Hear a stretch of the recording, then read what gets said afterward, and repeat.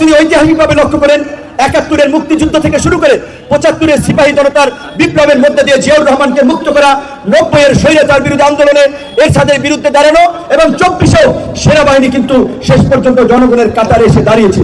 কাজেই সেনাবাহিনীকে কিংবা পুলিশকে কোনো বাহিনী সংস্থা প্রতিষ্ঠানকে বিতর্কিত করা যাবে না। এগুলো রাষ্ট্রীয় প্রতিষ্ঠান, আমার আপনার ভ্যাট ট্যাক্সের পয়সায় চলে। আমরা যারাই সরকার গঠন করি, রাষ্ট্র চালাই, রাষ্ট্র চালাতে এই প্রতিষ্ঠানগুলোকে আমাদের লাগবে। যারা এই প্রতিষ্ঠানকে কলঙ্কিত করেছে তাদেরকে বিচারের মুখোমুখি করা হবে, তাদের বিচার নিশ্চিতের জন্য আমরা আওয়াজ তুলব, কিন্তু প্রতিষ্ঠানগুলোর সম্মান রক্ষা করাও কিন্তু আমাদের দায়িত্ব। এই যে একটা জাতীয় ঐক্য তৈরি হয়েছিল, ওই জাতীয় ঐক্যের মধ্য দিয়ে ৫ই আগস্ট শেখ হাসিনার পতন হয়েছিল। ৫ই আগস্ট জনতা রায় দিয়েছে আওয়ামী লীগ এদেশের রাজনীতি থেকে বাতিল। সেই বাতিল মালকে আর ফিরিয়ে আনার কেউ চেষ্টা করবেন না। এই চাঁদপুরে এই বালুখেকো সেলিম থেকে ভূমিদস্যু, বিভিন্ন দখলবাজ, চাঁদাবাজ, জুলুমকারী, তাদের অত্যাচারে আপনারা অতিষ্ঠ ছিলেন।